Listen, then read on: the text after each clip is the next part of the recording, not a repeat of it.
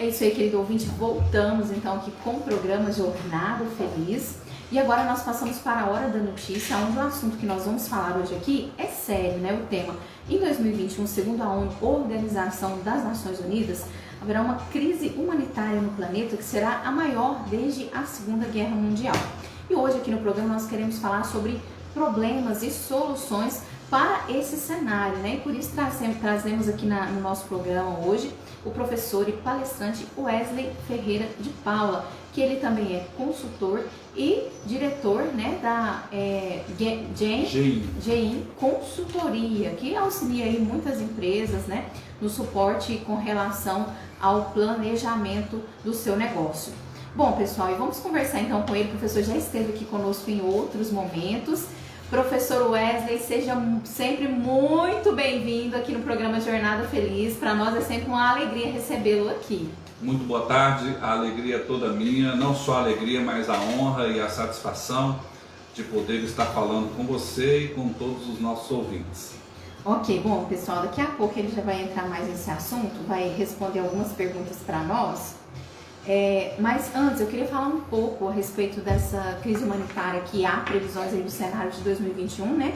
Então eu pergunto para vocês, se o ano de 2020 foi um ano da pandemia, que nós podemos concluir que 2021 será um ano onde nós vamos começar a ver, né, as consequências de todo o efeito, por exemplo, de fechamento de empresas, negócios, às vezes de bloqueio, né, da economia, paralisação de muitos setores e serviços. Então 2021 vai ser realmente um ano onde nós vamos poder descobrir o real impacto da situação da pandemia no mundo, né? Ou seja, segundo a ONU, a crise humanitária ela deve se aprofundar e vai atingir um número recorde de 235 milhões de pessoas. Gente, é um número assim alto, né, professor, se a gente parar para pensar. Mas há projeções do FMI também, do Banco Mundial e de outras instituições que apontam 2021 também como o início da recuperação da economia mundial. A ONU ela relembra também que a crise de 2020 vai ter aí o seu impacto prolongado entre os grupos que são considerados mais vulneráveis e populações que já viviam aí numa situação delicada. Bom, professor, olhando aí para esse cenário, né, fica muito claro que, assim, algo que nós já percebemos, inclusive nesse ano que nós estamos, que é 2020, que a população mais vulnerável é uma população que, de certa forma, foi e vai ser ainda mais atingida pelos efeitos desse pós-pandemia. Nós vamos começar, então, fazendo uma pergunta para você. Diante de um raio-x do planeta, que foi esse raio-x que a ONU fez, que aponta que a vida das pessoas em todos os cantos do mundo foi abalada de alguma forma pelo impacto da pandemia, aqueles que já vivem, vamos dizer assim, no popular, né, ali no fio da navalha, eles estão sendo atingidos de uma forma mais desproporcional e dura, né, pelo aumento dos preços dos alimentos, o aumento da cesta básica, a queda também nos rendimentos, né, programas de vacinação que foram interrompidos durante algum tempo, a questão do atendimento também da saúde e a gente pode pôr também aqui nessa conta o fechamento das escolas. Ou seja, a crise ela vai ter um impacto prolongado entre os grupos mais vulneráveis, né, e populações que já viviam uma situação delicada, como nós falamos aqui. Diante desse cenário, professor Wesley, quais serão os grandes desafios para o Brasil e vamos dizer assim até mesmo para a cidade de Uberlândia, né, na sua experiência que você já tem aí nessa área de negócios e consultoria? Bom, se nós dividirmos o problema em 3 grandes grupos, talvez fosse mais claro de explicar aquilo que particularmente eu enxergo. Eu diria que o primeiro grande problema tem a ver com os governos. Neste ano nós vamos atingir cerca de 100% do PIB, ou seja, da produção de riqueza brasileira, em dívida. Os governos estão absurdamente endividados e deficitários. Então, se eles não têm recursos, como eles podem agir para ajudar quem quer que seja? Esse é talvez um dos grandes problemas, porque você não vê mais aonde arrumar dinheiro para dar para um governo. Quem vai emprestar dinheiro para o governo? Quer dizer, eles vão conseguir durante algum tempo, mas não por muito. Então, provavelmente, os governos eles vão agir para cobrar impostos dos indivíduos, dos cidadãos, cada vez mais, né? Então as pessoas estão sem dinheiro, mas vão ser mais cobradas, provavelmente. É um cenário triste, né, professor? Infelizmente, nossa. Exato. Mas assim, é possível vencer, né? Ah, não, sem dúvida, sem dúvida. Em toda crise há oportunidade. Em todo momento que há angústia, há também possibilidades fantásticas que você pode usufruir. Mas, sem dúvida nenhuma, a questão do déficit dos governos é um grande problema e que esse problema vai se apresentar de maneira mais forte no ano 2021, muito provavelmente. E assim, inclusive no Brasil, a gente sabe que teve a questão do auxílio emergencial, né, que foi liberado, algumas pessoas ainda estão recebendo as parcelas, mas vai ter um período que isso vai acabar, né, e aí a conta, na verdade, vai vir para o cidadão. Assim, para o cidadão. Isso, exatamente. Na verdade, a conta sempre é do cidadão, sempre é do indivíduo, é seu, é meu, né? Nós é que temos que enfrentar as coisas e a soma minha, sua, ou seja, de todos nós, enfrentando individualmente, é que resolve o todo, né? Mas nós temos essa grande instituição chamada governo, nos seus mais diferentes níveis, e eles estão gastando muito mais do que recebem. E nesse momento, por causa da pandemia, por causa dessa situação de fechar as economias, então muito pouca gente está pagando imposto. Então, naturalmente, como eles continuam gastando como antes, eles estão gerando um déficit enorme, algumas instituições falando em torno de 20% do PIB, o que é uma montanha de dinheiro. E quando você gasta, em algum momento você tem que pagar. Ou seja, em 2021 a gente começa a ter que pagar essa brincadeira ou essa situação difícil que foi ou tem sido o ano de 2020. Com certeza esse é o primeiro grande problema. Ok, professor, e assim, como nós estávamos falando aqui sobre a questão do desafio, né? Diante desse desafio, desse cenário difícil do próximo ano, o senhor, com o conhecimento que você tem de economia, de finanças, de gestão, né? É um mestre aí da Academia da Prosperidade, aqui em Uberlândia. O que seria, vamos dizer assim, uma proposta para o enfrentamento à crise, né? Até mesmo no âmbito local ou até mesmo nacional, diante desse cenário difícil, que não vai ser só para Uberlândia, para o Brasil, mas é no mundo todo, do seu ponto de vista? Aí depende da pressa que você tem para o problema. Mas nos anos 70, por exemplo, o Philip Kotler fez uma equipe de estudos e que basicamente estudou lugares durante cerca de 25 a quase 30 anos que, mesmo diante das mais diferentes crises, conseguiram sair delas, né?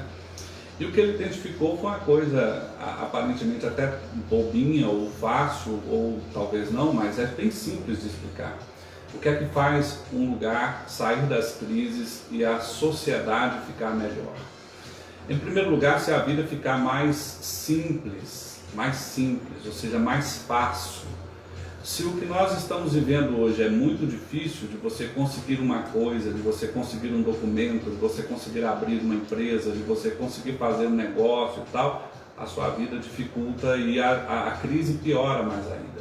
Então as nossas autoridades, os nossos empreendedores e as pessoas vão simplificar a vida ou vão dificultar a vida? Se nós como um todo facilitarmos a vida, ou seja, a vida for mais fácil de conquistar as coisas, menos difícil de ter acesso às coisas, mesmo que haja uma tremenda de uma crise, ela tem a tendência de começar a caminhar para resolver. A segunda descoberta de Philip Kotler é que a relação custo-benefício, ou seja, as coisas proporcionalmente têm que ficar mais baratas. Então, por exemplo, nesse momento os aluguéis aqui estão ficando mais caros ou mais baratos? Mas não só os aluguéis, você ir a um restaurante está ficando mais caro ou mais barato? Tudo está ficando mais caro. Então, se você está falando que tudo está ficando mais caro, a tendência de piorar é muito grande, na média para as pessoas.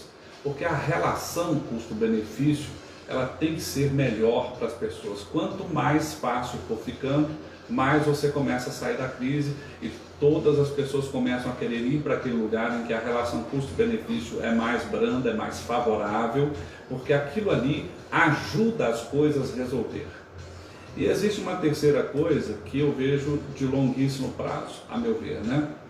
Nos anos 70, o mundo, de uma maneira geral, abandonou o padrão ouro. O que era o padrão ouro? Eu gasto só se eu tiver o recurso. primeiro tem o recurso, ou seja, os governos só poderiam gastar se tivessem ouro suficiente para provar que aquele dinheiro existia. E a partir daí nós começamos a gastar sem ter que ter o ouro. Então, no nível do indivíduo, por exemplo, as pessoas estão muito endividadas, usando muito cartão de crédito, sabe, cheque especial, parcelamento. As pessoas pensam muito desse ponto de vista.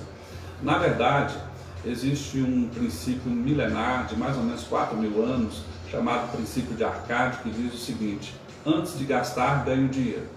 Então, se você quiser mudar de vida do ponto de vista do dinheiro, pare de comprar prazos, comece a pagar suas contas. Aliás, é muito improvável você ter prosperidade sendo uma pessoa devedora e principalmente viciado em dever, não é? Então você pode dizer assim, mas aí eu fico com dificuldade de ter acesso às coisas. Muito provavelmente para você dar durante um tempo, pelo menos até dar uma organizada, né? Eu diria que para você dar um salto, você tem que agachar um pouquinho, né? Então, ou seja, você tem que diminuir um pouquinho o seu tamanho para poder pular, não é? Então é mais ou menos isso, né? Nesse ano 2021 vai ter muita gente fazendo isso, trabalhando para liquidar as suas dívidas, trabalhando para pagar isso, pagar aquilo, regularizar. E aí, quando você faz esse tipo de coisa, tudo favorece.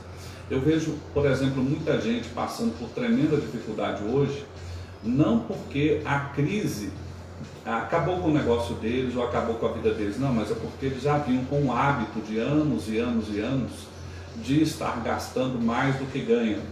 E se você faz isso, gasta mais do que ganha, o que acontece? Na primeira crise, você é afetado. É como se você pensasse naquela história da formiga e da cigarra. Nos tempos de bonança, como é que você foi? Você estava gastando o dinheiro, aliás, não só o dinheiro que você tinha, mas muito mais do que você tinha, ou seja, você estava gastando assim como se o mundo nunca fosse acabar, aquele dinheiro fosse infinito, ou você estava guardando para o momento da intempérie, quando o problema surgisse. E eu posso lhe afirmar claramente que mesmo havendo crise nesse momento, mesmo havendo dificuldades, as pessoas que estavam guardando no tempo da fartura estão se aproveitando agora, porque agora está mais fácil para comprar as coisas, comprar imóveis, comprar N coisas, não é? Há promoções nas lojas para as mulheres que gostam de comprar uma roupa. Tudo Eu andei tá comprando mais umas fácil. roupas na promoção, Exato. viu, professor? Tudo está mais fácil, né? Então, Nesse ponto de vista, sim. Ei, professor, e assim, com a sua experiência que você tem, estando aconselhando empresas aqui de Uberlândia, a gente sabe que houve o fechamento de portas de muitas empresas, de comércios, né, que fecharam as portas aqui em Uberlândia assim, de uma forma definitiva, inclusive até veículos do meio da imprensa. Né? Eu fiquei sabendo de umas revistas aí que fecharam as portas. Quais são, na sua opinião, os desafios para o cenário da cidade de Uberlândia para o ano que vem? Então, Uberlândia é uma cidade logística, ou seja, a logística favorece Uberlândia. Então a tendência de Uberlândia ser menos afetada pela crise, aliás, receber até alguns benefícios interessantes, né? Porque nós temos aqui um modal logístico terminando de ser instalado, que está certamente atraindo negócios para esta região. Você tem negócios da área da mineração regional, que vai gerar possibilidades mundiais para essa região. Então tem coisas de bastidores acontecendo que favorecem muito a nossa região. Certamente aqui provavelmente não vai ser atingido como o resto do país ou o resto do mundo. Embora a crise é real, ela é real, mas aqui não é tão grave quanto em outros lugares. Eu atuo em 23 estados, por exemplo. Então eu conheço realidades de pelo menos 23 estados brasileiros. E eu posso lhe afirmar que este lugar aqui é um dos melhores do país para se estar. É por isso que eu gosto do professor. Gente, ele é otimista. Mas ele é otimista porque ele está se baseando em fatos, né, professor? Sem dúvida. O senhor não revelou aqui, mas eu sei que tem fatos aí. Com certeza. Bom, vamos para a próxima pergunta, então. Professor, a gente falou aqui a respeito, né, da Segunda Guerra Mundial. Que, assim, se a gente for olhar na história, foi um momento que alterou-se completamente a configuração do mundo, né? Houve uma mudança muito grande. O chamado pós-guerra, a gente sabe que foi um momento muito difícil, mas impunha aí grandes desafios às populações, como também aos governantes de todo o mundo. E assim, houve uma grande devastação na época na Europa, né, na Ásia, teve que haver assim, um amplo esforço de reconstrução econômica e social a nível internacional, ou seja, foram entes de vários governos que tiveram que se unir para conseguir enfrentar. E eu pergunto para o senhor, qual é o caminho da recuperação para o nosso país, professor? Veja bem, essa questão da recuperação dos lugares tem a ver com aquelas 3 premissas de Philip Kotler que eu apontei aqui, a grosso modo, falando de maneira bem simples, né? Eu posso lhe dizer que eu sou filho de imigrantes, né? Meu bisavô, ele era alemão e o meu avô também. Então eles vieram para o Brasil para não passar por aquilo que a Europa, que você está citando aí, sim, passou. Então nós chegamos aqui e de uma maneira, eu não estava na época, né? Estava meu avô. Mas ouviu as histórias, né, professor? Não, eu em grande parte eu vivenciei daquilo, porque a minha família, para chegar aqui, teve que abrir mão de tudo que tinha lá. Então eles chegaram aqui basicamente com a roupa do corpo e não falavam a língua. E estavam num país, portanto, de uma cultura absolutamente diferente, mas tinham que sobreviver. E o que eles aprenderam dos brasileiros, e eu concordo com o que eles sempre falavam para mim em alemão, é assim, basicamente, o brasileiro é um povo terno e um povo que abre as portas àquele que quer trabalhar. Eu vejo isso com clareza com os venezuelanos, né? Os haitianos também, tem uma boa parte aqui. Eu tenho tido mais contato com os venezuelanos, porque nós ajudamos processos de recrutamento e seleção em vários lugares do país e nós estamos tendo contato com esse pessoal e ajudando a contratar vários deles, né? E nesse processo de contratação eu não tenho visto nenhum tipo de preconceito, nenhum tipo de dificuldade. Muito pelo contrário, até surpresas positivas na maior parte das vezes. Por quê? Porque é muito comum, por exemplo, nós marcarmos um processo seletivo, o brasileiro, nós chamamos o brasileiro, convocamos, a pessoa trata e chega na hora e não aparece. É muito, muito comum, mas é incomum com o venezuelano. Ele aparece, você dá o trabalho e na maior parte das vezes ele se esforça além do dever. E aí ele começa a ser referência. É claro que existem casos não tão bons, mas na maior parte das vezes é isso que acontece. Eu vejo pela minha história que isso também é uma verdade. Eu olho para a história da minha família e vejo quantos meus avós, os meus pais lutaram para se colocar, lutaram para trabalhar. Não era incomum vê-los até meia-noite, 11 horas da noite trabalhando, acordando cedinho e se esforçando. E eu acredito piamente no provérbio popular que eles aprenderam com os brasileiros, que era assim, olha, água mole em pedra dura, tanto bate até que fura. Vamos trabalhar porque nós vamos vencer. Porque nada resiste ao trabalho duro, como dizia Winston Churchill. Se você enfrenta uma crise, mas se você trabalha, se você não tem medo de se esforçar, as portas vão se abrir para você. Porque simplesmente existe trabalho. Existe necessidade e você está ali dizendo assim, eis-me aqui, eu estou aqui, por favor, me dê uma oportunidade e com o seu esforço você faz isso acontecer. Eu presenciei isso na minha família que chegou aqui só com a roupa do corpo e construiu grandes coisas e fez uma grande história. Então eu me sinto meio alemão, meio brasileiro. Eu tenho a cultura brasileira, mas tenho também a cultura alemã, de ter presenciado tudo isso e visto essa história real. E vejo com as pessoas que nós selecionamos, que são venezuelanos, né, que estamos tendo contato, que eles estão passando por algo semelhante. Eles estão chegando aqui, às vezes, só com a roupa do corpo também, a maioria. Estão pedindo uma ajuda, mas na maior parte das vezes o que eles estão pedindo de ajuda é o seguinte, me dê condições de trabalhar. É a única coisa que eles pedem, sim, né, professor? E eles precisam. Então o que ocorre? Eles vão lá, se esforçam e fazem o melhor que podem. Então o que eles estão tendo? Estão regularidade nos seus empregos, regularidade nos seus empreendimentos, estão trabalhando e alcançando. Daqui a alguns anos eles vão estar fazendo história como brasileiros, assim como eu sou. E assim, é algo, sabe, professor, o senhor tocou aí no assunto dos venezuelanos, eu até me lembrei de um episódio que esse ano, de 2020, em fevereiro, eu estive na cidade de Curitiba, né? Que eu fui participar de um concurso lá.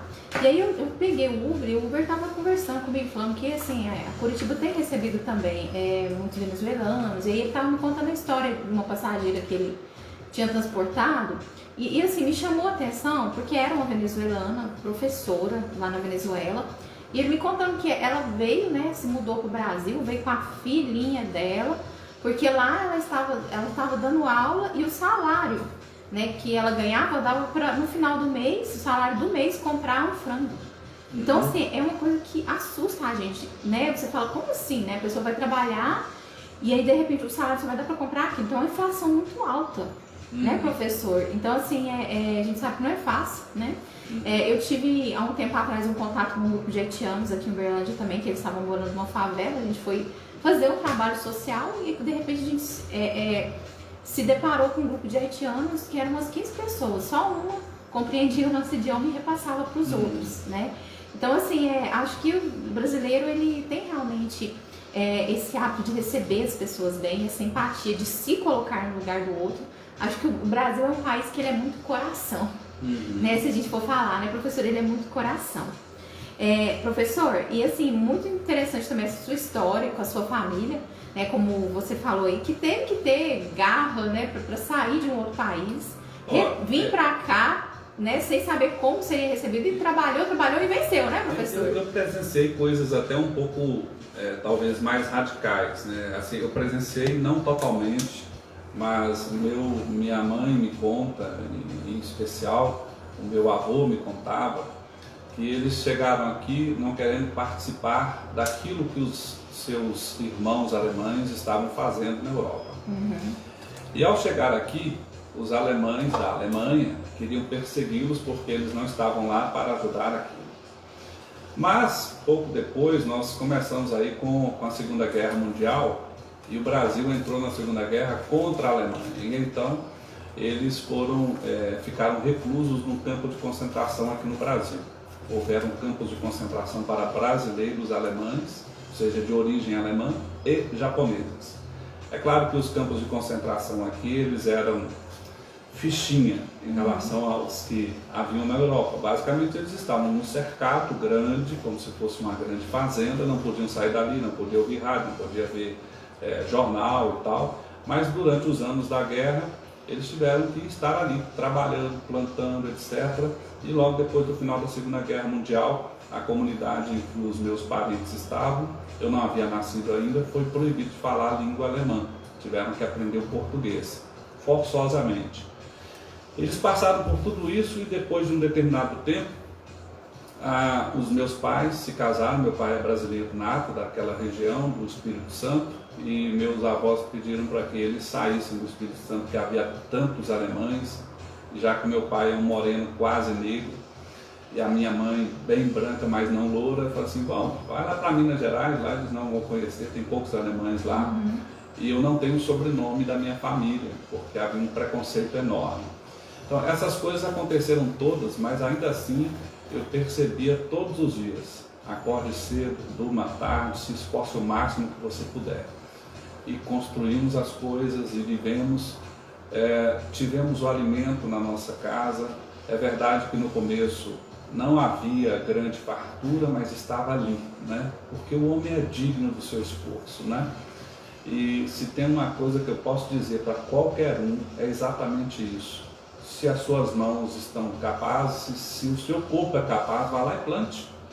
Vá lá e faça o que tem que ser feito, porque você pode fazer tudo isso chorando, mas você vai voltar sorrindo com o fruto do seu esforço.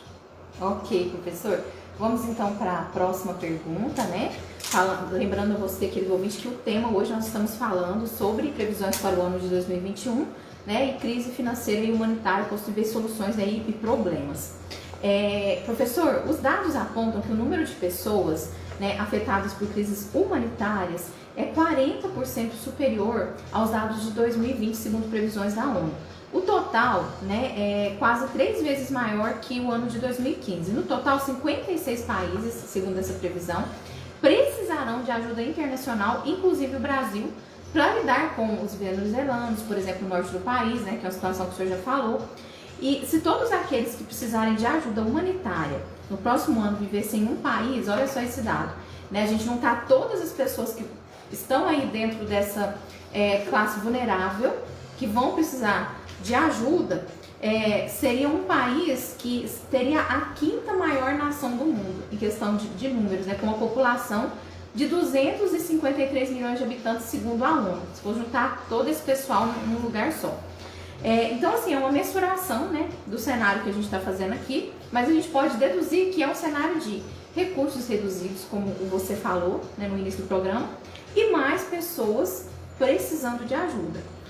Aí eu pergunto para você, professor Wesley, qual vai ser realmente a grande sacada, vamos dizer assim, para sobreviver a um cenário desses e o que vai ser, na sua opinião, crucial, né, ao nível de governança tanto público quanto privada, para responder positivamente a esse cenário, né? E ainda assim, vamos dizer, conseguir sobreviver e conseguir deixar a sua contribuição como cidadão, né, do mundo, talvez tentando ajudar também os mais necessitados. Olha, minha mãe mora no Rio Grande do Sul. E lá no Rio Grande do Sul, ela tem me relatado que está havendo uma invasão de argentinos. Mesmo, professor? Sim, argentinos? Argentinos. Os argentinos estão fugindo do seu país. Exato. Estão indo prioritariamente para o sul do Brasil. É um clima mais parecido, né, com o deles lá. Vamos dizer assim, mais próximo, né? Muito para o Uruguai e na região em que a minha mãe está e meu irmão está, que chama-se Novo Hamburgo, né? Está havendo uma invasão, realmente muita gente fugindo da Argentina, de fato. Isso seria devido ao governo?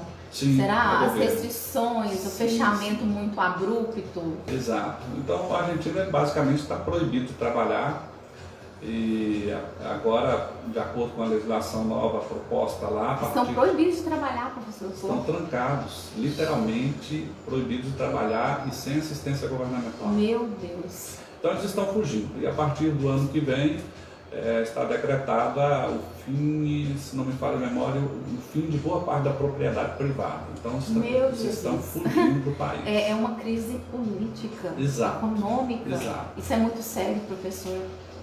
Não é a primeira vez na história, mas é um fato. Então eles estão chegando muito naquela região, mas os primeiros que estão chegando são empreendedores, pessoas que têm recursos, né? Ou seja, normalmente quem primeiro foge é aquele que primeiro pode. Então, os que primeiro podem estão tendo os recursos, eles estão abrindo empresas, estão abrindo negócios e tal, estão inclusive ajudando a gerar emprego e renda para os seus compatriotas que estão chegando aqui e para brasileiros também. Quando você olha para a história da humanidade, você já passou por isso outras vezes, né? Então, Roma mesmo, quando invadiu um país, era um caos, né? Milhões e milhões de pessoas passavam por isso e transitavam, mas ao mesmo tempo surgiam oportunidades.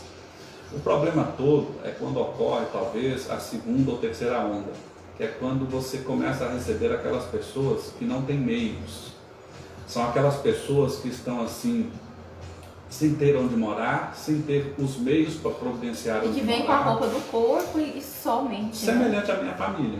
A minha família, basicamente, teve que fazer o seguinte: eu tenho casa, eu tenho imóveis, eu tenho dinheiro, mas olha, eu vou ficar aqui e vou matar ou vou morrer. Então eu vou fugir. Então chegamos aqui, né, eu não estava entre eles, mas é o que eles me contam, chegamos aqui com a roupa no corpo. E agora? Fazer o quê? Né? Mas o que eu posso dizer é que mesmo aqueles que não têm os meios, mas que passaram boa parte do seu tempo, da sua história, plantando conhecimento, ou seja, buscando saber como sobreviver, como lutar para ter uma vida melhor, essas pessoas chegam e acham seu espaço. Vão passar por dificuldades, mas acham seu espaço. Então, o que eu vejo ocorrendo, pelo menos na cidade da minha mãe, pelo menos com os primeiros que estão chegando nessa condição, é que se está arrumando locais temporários para essas pessoas ficarem e, em especial, dando a elas algum tipo de qualificação e tentando ajudá-las a ter algum tipo de emprego ou trabalho. A partir do momento em que você faz isso, ou coisas mais ou menos neste nível, aí tem o aspecto do indivíduo, né? Se ele também não faz a sua parte, aí como é que fica, né? Quer dizer, a pessoa também ela tem que fazer a sua parte, né? Assim como nós brasileiros, tem vários irmãos brasileiros aí que estão nesse momento padecendo muito com a atual situação. Então, o que podemos fazer? Ajudá-los a não passar fome, a não ser solidário, né, nesses Exato, tempos sem difíceis, dúvida né? nenhuma. Agora também vamos ofertar meios para que elas consigam fazer a sua parte, mas a partir daí tem a parte da pessoa também, né? E aí a gente chega até num outro ponto, o professor, né, na questão crucial, vamos dizer assim, para o enfrentamento desse cenário, diante dos governos. Os governos têm que se preparar para esse cenário, né, de receber essas pessoas, de repente fazer um cadastro, de criar meios para que elas venham somar, vamos dizer assim, no país, né? Sem dúvida nenhuma. Mas a melhor forma que você pode fazer isso, além de dar, digamos assim, não permitir que essas pessoas padeçam fome ou problemas mais sérios, é dar a liberdade para que elas possam trabalhar e produzir e vencer, né? É aquilo que eu estava falando no começo. É difícil a gente fazer um negócio no nosso país, é difícil lutar no nosso país, em grande parte eu acho que sim, sabe? A burocracia, ela é grande, há reformas que elas precisam ser feitas, né, por exemplo, com relação à reforma política, reforma tributária, que o país depende para que haja grandes avanços, mas a gente pode dizer, professor, que é um país livre, né, e um país livre onde as pessoas elas têm a oportunidade de trabalhar, como você disse, e isso é muito positivo. Sem né? dúvida. Não é à toa que tantas pessoas estão querendo fugir para o nosso país, né? Porque aqui nós temos terras férteis, nós temos um bom clima, sabe? Nós temos um povo. Eu não sei se você já teve a oportunidade de passar por outros países, eu tive. Eu vejo que o nosso povo tem um coração diferente, sabe? Professor. Eu acho de receber o próximo mesmo, né? Que bacana, né? Bom, professor, e como a gente falou aqui, será que a gente pode prever que talvez em 2021 a gente vai ouvir falar mais ainda desse cenário de migração, né, de pessoas saindo de outros países? Porque o que a gente vê aqui, o cenário da pandemia, né, ou acho que até antes mesmo da pandemia, durante eleições do mundo, ele trouxe também uma crise, vamos dizer assim, política. E no pós-guerra a gente viu isso, né? Uma crise política dos muros que se levantaram, né? Muro de Berlim. Então, acho que a gente pode esperar uma crise política aí também. Porque, por exemplo, com relação à pandemia, a gente sabe que há muitas especulações, né? Então, tem especulações com relação à China, né? Com relação aos Estados Unidos, né? E as pessoas vão falar, será que vai ter uma guerra fria novamente?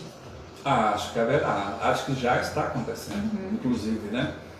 Até porque nós temos um grande problema que é geopolítico, de saber quem é que vai ser a nação que vai dar as cartas no mundo, né? Esse problema ainda não se resolveu, né? E 2021, acredito que nesse quesito vamos ter grandes emoções, com certeza.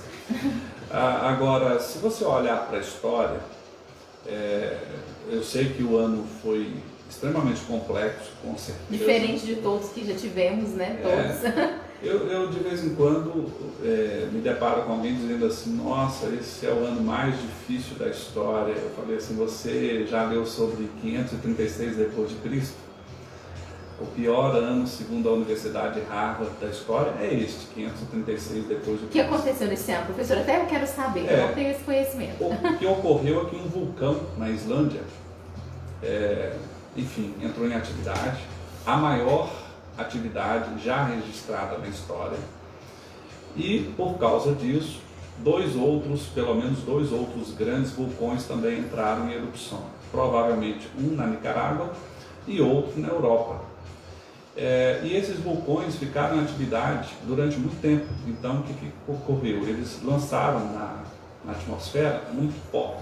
Esse pó ele criou uma nuvem de pó que fez com que o Sol não aparecesse por 18 meses. Isso em todo o mundo, professor? Na Europa inteira, na inteira. Ásia, na China, em grande parte da Rússia, ou seja, na boa parte da África.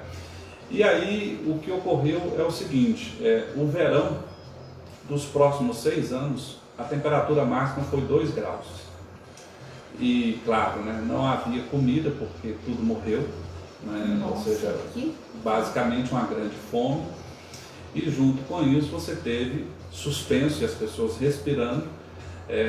Aquela cinza, né? Isso, de vulcão, porque não é que só estava negro no tempo, mas vamos dizer assim, o ar também fica poluído. Muitas pessoas ficaram doentes e uma das doenças foi a tal peste bubônica, que matou cerca de 40 a 50%. Então a peste adveio desse fenômeno? Não se sabe, não se pode provar, mas foi no mesmo período. Então, esse fato, ele começou em janeiro de 536 d.C. e provocou um ano terrível, mas não foi só um ano, porque você teve consequências, pessoas tentando sobreviver, várias guerras foram ocasionadas para tentar pegar alimento daquele que tinha com aquele que não tinha, enfim, foi muita morte. Um ano que com certeza as pessoas devem ter liberado o seu selvagerismo para sobreviver. Na verdade o pessoal achava que o mundo ia acabar, na verdade. Então, muita dificuldade a nível praticamente mundial nesse período.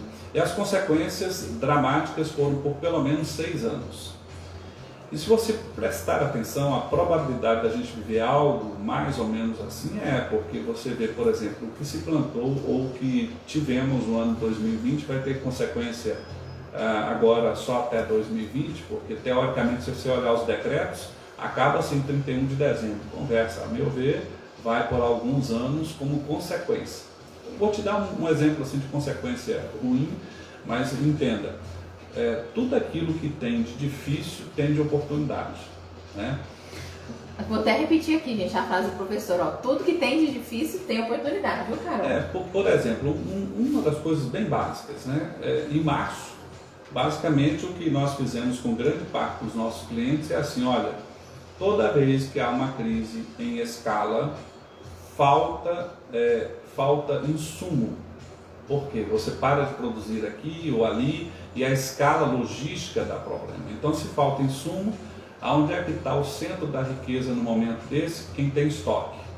Meu amigo, você tem estoque para quantos dias? 2 semanas, monte para 6 meses. Compre agora que ainda tem. Então, quem fez isso com o tempo, quando começa a faltar, você começa a ter o estoque que comprou barato e agora está caro. Então você vende caro aquilo que você comprou barato e você se mantém dignamente em pé naquele momento. É o que eu digo, toda crise traz consigo oportunidades. A questão é a seguinte, qual é o lado do copo que você está vivendo? Ele está vivendo meio cheio ou meio vazio? Então, se você olha para o problema, você tem que olhar para o limão e pensar, como é que eu faço desse limão uma limonada? Onde é que está a oportunidade que eu possa aproveitar? Se você viver nessa toada, por mais que haja crise, você vai aproveitar o lado da limonada dessa crise, ou seja, você vai ter oportunidades, né? Se você não fizer essa olhada, você vai estar sempre assim, no meio das lamúrias, das queixas, porque certamente você vai ser uma pessoa atingida, né? Então, essa questão logística ela vai acontecer, já está acontecendo. Grande parte do que está ocorrendo, dos preços que estão aumentando, é devido ao fato de que a cadeia logística foi razoavelmente quebrada, porque eu vou produzir um determinado item, eu preciso de 50 itens que vão ser processados para produzir aquele produto ali, mas 40 não estão disponíveis. Então eu começo a não conseguir fazer aquilo como eu fazia com eficiência de antes, então começa a faltar. Então, se eu, sabendo que a consequência logística vai afetar os estoques, e enquanto eu tenho estoque eu providenciei para que ele tivesse, então naturalmente eu não sou atingido enquanto todos os outros são. Então, essa é uma questão de vantagem comparativa. Você deve caminhar a sua vida sempre com a vantagem comparativa, olhando as coisas sob a lógica da vantagem comparativa, né? Mas assim, a meu ver, a grosso modo, de uma maneira geral, talvez o maior problema nem seja logístico, tem a ver com o indivíduo. O indivíduo que desaprendeu a lidar com dinheiro ou não aprendeu a lidar com dinheiro. As pessoas estão sendo muito imprudentes e insensatas com relação a viver a questão econômica na sua vida, na vida dos seus familiares. Eu vejo hoje uma sociedade um tanto quanto soberba, de pessoas que querem parecer ser aquilo que não são, e para isso elas gastam o que não têm, e quando chega o momento de uma crise, elas não têm meios de enfrentar. Eu diria um amigo nosso, que é nosso cliente lá nos Estados Unidos, basicamente eu estava falando com ele assim, eu não estou aí, mas como é que você está vendo a crise aí? Ele falou assim, olha, eu nunca vi uma crise tão grande, mas eu lhe digo, quem segue o princípio de Arcádio, ou seja, sabe lidar bem com o dinheiro, está aproveitando como nunca neste momento. Por quê? Porque quando você está fragilizado economicamente, você praticamente dá por nada aquilo que você passou uma vida lutando. E aquele que soube lidar e que tem um recurso agora, compra em condições extremamente favoráveis aquilo que você não foi zeloso, não foi uma pessoa zelosa, né? Como a própria Bíblia diz, se você vai construir a sua casa, mas você não se preparou para fazê-la inteira, quer dizer que você, em outras palavras, em palavras mais modernas, nós podemos dizer que você não tinha um recurso para fazer, entrou numa empreitada que você não tinha recurso, contando com o dinheiro dos outros. Aí depois de muito esforço você vê que não tem como, agora você vai dar por quase nada para aquele que se preparou para isso. Então eu vejo as pessoas levando a sua vida economicamente de forma muito insensata, de maneira pouco lógica. As pessoas estão vivendo o que não podem viver e não estão se preparando para o momento, seja ele qual for. Então, ou seja, é o momento de analisar, né, professor, de refazer as contas, fazer um balanço, né, e como se diz, naquela primeira dica que você deu no início do programa aqui para nós, né, deu um jeito de, como se diz, usar o dinheiro, mas não se endividar tanto, né? Como diz, pega lá a continha do cartão de crédito, tenta zerar ela, trabalha com dinheiro mesmo, para poder sobreviver. Alguns anos atrás, por exemplo, né, cada um vive da forma que melhor lhe convier. Eu vou lhe dizer como eu fiz. É simples, eu ao conhecer o tal do princípio do Arcade, eu basicamente peguei todos os meus cartões, eu devia ter uns 20, quebrei todos e joguei fora. Eu, certa feita, aqui é uma rádio religiosa, certa feita eu estava visitando um presbítero e um homem muito bem de vida, e eu quero, ao contar essa história para você, quero dizer que você tem o direito de pensar da forma que você pensa, sem dúvida nenhuma, mas me impactou muito a postura desse presbítero. Basicamente, eu cheguei lá, era por volta de umas 11 horas para visitá-lo e não me atinei que era na hora do almoço. Sem dúvida nenhuma, não fui lá para comer com ele, mas ele estava praticamente na hora do almoço e disse: Wesley, você vai almoçar comigo hoje? Aí eu disse: puxa, me desculpe, eu vim aqui só para pedir um conselho, mas eu não imaginei, nossa, eu não pensei, não, mas você vai almoçar e tal. Mas não repara, hoje o almoço não tem feijão. Não tem feijão porque eu não pude ir no banco pegar o dinheiro, eu não tenho cartões, eu não uso isso. Aqui em frente tem um supermercado, todo dia ele me diz assim: compra aqui e pague depois, eu sei que você vai pagar, mas olha, você já pensou se eu chego lá no banco e o dinheiro foi roubado, o banco quebrou, etc., como eu vou ficar com essa pessoa? Nossa, professor, então, bem assim, então, posicionado, né? Então eu não fui ao banco, então hoje não tem feijão, certo? Porque ele disse assim: ó, eu acredito que aquele livro de Romanos, capítulo 13, diz basicamente assim: nesse mundo você não deve dever nada a alguém a não ser o amor. Eu fiquei pensando, puxa vida, né? Não é verdade? Por que eu tenho as coisas que tenho? Se eu não pudesse comprar a prazo, eu teria? Então essa é uma visão talvez um pouco radical, mas eu via a vida próspera dessa pessoa, como ele lidava com o dinheiro, né? E eu vejo agora muitas pessoas passando por algo semelhante, não porque elas querem, mas porque elas ficaram inadimplentes, agora o cartão não funciona, o banco não dá dinheiro e tal, e elas vão ter que aprender a viver mais ou menos dessa forma. E talvez essa seja uma outra grande oportunidade, que é a oportunidade de aprender a viver com o recurso que tem, não passando daquele ponto. Talvez seja duro, mas seja uma oportunidade de lição de vida que vai fazer muitas pessoas mudarem. Eu vejo vários exemplos de mudanças radicais em função disso. Por exemplo, várias empresas estão fechando seus escritórios, não porque a quantidade de funcionários diminuiu, mas simples, descobriram que poderiam fazer as partes burocráticas online, cada um no seu lugar, fazendo a sua tarefa. Inclusive, aqui em Uberlândia, professor, tiveram alguns call centers que adotaram essa postura. Eu tenho uma amiga que ela trabalha em call center, ela mora muito longe do trabalho, num bairro mais distante, né, em Uberlândia. E assim, ela está trabalhando em casa e economiza tempo, né, da ida para o trabalho e ao mesmo tempo também a questão do passaporte. Mas vai economizar a maquiagem. No vale transporte, né? Ela vai economizar a maquiagem transporte. que talvez ela usasse para estar lá em público, que agora não está em público, vai usar só a voz, sabe? Ela vai ter uma melhor qualidade de vida, porque vai ter menos esforço no processo de ir e vir, que ela vai começar a ter para si e tudo mais. Mas, do ponto de vista organizacional, nós estamos vendo empresas com muito menos estruturas. Estruturas que significam custos. Estrutura física, né? Sim, é um ar-condicionado que tem que ficar ligado, eu tenho que ter 200 cadeiras, 200 mesas, 200 computadores que agora não preciso ter mais, e a empresa continua funcionando do mesmo jeito. Então eu estou vendo organizações se reinventando, assim como eu estou vendo pessoas também se reinventando para se enquadrar. E eu diria que quando você tem que colocar a cabeça para funcionar, você se torna uma pessoa inovadora. Então eu vou ousar dizer que no ano de 2021 nós vamos começar a ver surgir muitas coisas de pessoas que tiveram tempo e esforço no meio da crise de repensar ou ressignificar a sua existência, a sua caminhada e até mesmo a sua busca pela sobrevivência. E assim, professor, no seu ponto de vista, né, o mundo pós-pandemia, o que vai mudar na nossa vida daqui para frente?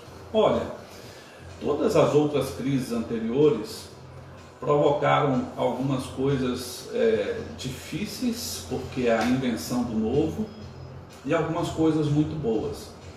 Eu, quando pensei no que você estava falando, só me veio a lembrança aquilo que Salomão dizia. Salomão, o rei judeu, tido como um homem mais sábio da face da terra. Um dos mais prósperos da sua época. Mais prósperos. Passou por crises imensas e superou todas, mas no final da sua vida ele dizia basicamente que não há nada de novo debaixo do sol e que a vida é basicamente correr atrás de vento. Em outras palavras, isso que nós estamos passando não é novo na humanidade. Alguém já passou. Nós vamos simplesmente passar por isso novamente, porque simplesmente nós vamos ter provavelmente a mesma realidade dentro de um cenário um pouco diferente. Mas basicamente, quando você olha para um negócio desse, você está dizendo assim, se não há novo debaixo do sol, o que ocorreu nas vezes anteriores? Quando as pessoas passam por crise, primeiro elas entram numa certa angústia pessoal. Depois elas começam a se repensar e depois elas começam a olhar para o seu interior. E há, normalmente, depois de grandes crises, renascimentos espirituais, e pessoas percebendo que existem coisas que são maiores do que elas e que elas precisam entender, que elas precisam se ressignificar também nisso. Eu estou vendo, por exemplo, pessoas com as quais eu convivia, algumas com as quais eu assistia profissionalmente, que tinham terríveis relacionamentos pessoais, familiares, amorosos, e que estão em fase de conserto pessoal, de pedir perdão, de pedir, por favor, vamos pensar o que pode ser harmônico. Eu estou vendo muitas pessoas tendo benefícios concretos. Nesse ponto é positivo, né, professor? Sem dúvida. Estou tentar melhorar como ser humano, né? Estou vendo famílias serem salvas que até pouco tempo atrás elas não poderiam conversar, mas como agora elas estão precisando ficar muito próximas umas das outras, elas estão tendo a oportunidade de abrir o coração, de chorar, de rir e de falar francamente, né? E de repente pensar assim, eu não percebi esse lado legal seu, sabe? Eu não sabia que você era capaz de fazer essa coisa boa. E também de se redescobrir no sentido de se entender por que faço o que faço. Por que faço como faço? Será que não tem um outro jeito de fazer? Então eu estou vendo, claro, muito sofrimento, mas eu estou vendo também muito redescobrir, muito ressignificar, sem dúvida nenhuma. Ok, professor, eu queria agradecer sua participação aqui conosco, né? Eu acredito que foi uma tarde muito relevante e queria pedir para você deixar uma mensagem final para os nossos ouvintes, né? Aquela pessoa que às vezes está ansiosa, né? Que de repente assim 2020 foi uma uma surpresa, mas que não tem sido tão agradável, né? Num cenário de uma perspectiva boa, como o senhor falou. Eu me lembro certa feita de um homem que gostaria muito de acreditar que o melhor estava por vir. E ele resolveu subir uma montanha muito alta. Mas quando ele começou a subir essa montanha, no meio do inverno, que a temperatura caía abaixo de 20 graus durante a noite, ele não conseguiu chegar até o seu ponto e a noite ficou muito escura e ele começou a descer por uma corda. E quando chegou o final da corda, que não havia mais, aí então ele olhava para aquela escuridão, não sabia se estava longe do chão, como é, o que ele fazia, né? Então naquele momento ele pensou assim, Deus, se você existe, está na hora de me salvar ou me dar um conselho. O Senhor existe? E conta-se na história que uma voz disse para ele assim, meu filho, eu existo. Você acredita em mim? Então ele disse, creio. Se você acredita, corte a corda. Acho que nós estamos passando por algo semelhante, sabe? Está na hora de você viver uma vida mais real, uma vida mais verdadeira. Está na hora de você talvez cortar algumas cordas na sua vida. A história conta que este homem não cortou a corda e no dia seguinte, quando o sol raiou, ele estava pendurado ali na corda, morto de frio, e realmente foi sepultado pouco depois, mas estava a 2 metros do chão. Ele só não enxergava. E muitas vezes nós não fazemos o melhor porque nós não estamos vendo, nós estamos dando uma de Tomé. Precisa ver para crer. E aí o senhor chega num ponto interessante, né? O ponto da fé, do acreditar, porque a palavra de Deus nos fala que a fé, ela é a certeza das coisas que nós, né, não vemos, mas que temos a expectativa de que aquilo vai acontecer, né? Então, assim, acho que a gente pode deixar uma mensagem positiva, professor, no sentido das pessoas acreditarem mais em si, acreditarem nos seus sonhos, né? Terem mais resiliência, força para buscar seus objetivos, enfrentar as dificuldades, né, as barreiras e acreditar em Deus, né, acima de tudo. Busca força, né, no Senhor, porque nos momentos de fraqueza é a força da alegria do Senhor, né, das promessas do Senhor que traz esperança para o nosso coração, que nos fortalece para continuar a caminhada, a jornada. O estrategista basicamente é uma pessoa que olha para o futuro que gostaria de ter, ou que antevê o futuro e começa a trabalhar por aquele futuro. Começa a se planejar, né, professor? Porque quando ele começa a trabalhar, ninguém está vendo, ele está vendo, né? Ele sabe onde quer chegar, o foco. Exato. E ele olha e pensa assim, puxa, dá para chegar nisso em X tempo ou em X anos. E então ele começa a trabalhar em direção àquilo. Mas é muito comum nós encontrarmos pessoas que vão dizer para você assim, você não vai conseguir, isso é uma bobagem, para que tanto esforço, etc. A pessoa continua a insistir. E aí um belo dia essa pessoa consegue viver aquela realidade sonhada. E as pessoas começam a dizer, mas como? O que aconteceu? O que é isso, né? Então eu vejo como grande verdade uma premissa básica. Se você crê, por que você desiste? Então por que você está assustado, seja lá com o que for?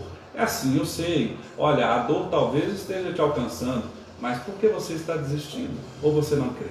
Se você crê, meu filho, corte a corda. Essa é a grande questão.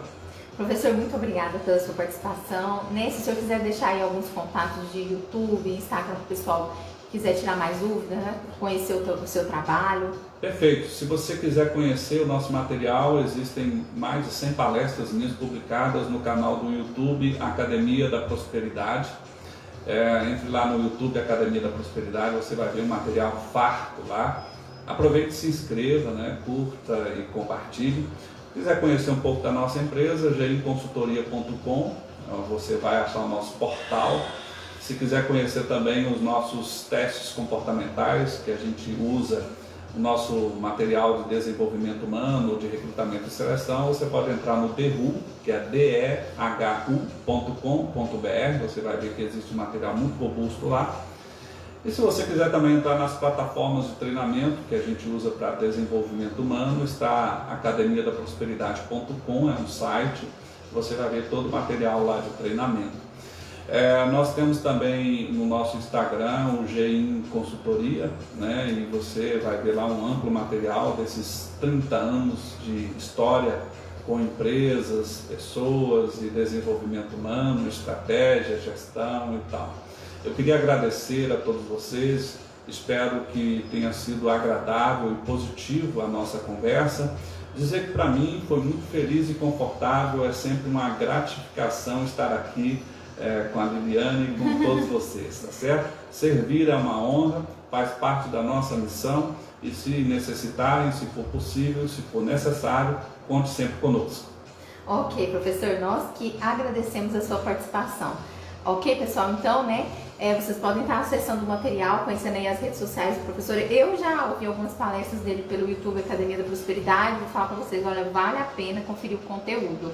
E assim, acho que o professor falou algo muito positivo que eu vou guardar aqui no meu coração, né, porque a gente vê muitas pessoas reclamando desse ano de 2020, professor, mas eu descobri que 2020 não foi o pior ano da história, teve 536. E foi difícil, né? E eu tenho comentado muito com as pessoas, sabe, professor, e até assim, você ouvinte, quero compartilhar algo. Todos os anos as pessoas elas fazem muitas petições, né? Porque tem toda aquela expectativa em torno do ano que vai entrar. Mas 2020, uma coisa é fato, foi um ano que ele veio para nos mostrar o verdadeiro valor daquilo que nós já temos, né? A nossa família, as coisas mais simples, e valorizar aquilo que a gente já tem. Exato. De ser grato por o que você tem. Esse ano nos ensinou isso, com certeza. Olha, a coisa mais simples, talvez, que eu tenho sentido tanta saudade, é do abraço nos amigos, que a gente não está podendo dar direito, né? É verdade. Então, eu estou com muita saudade, meus amigos aqui da região que estão nos ouvindo. Na primeira oportunidade, eu vou fazer isso. Ok. Bom, pessoal, esse foi a nossa Hora da Notícia, né? Onde nós falamos aqui a respeito de previsões para o ano de 2021, apontando problemas e soluções.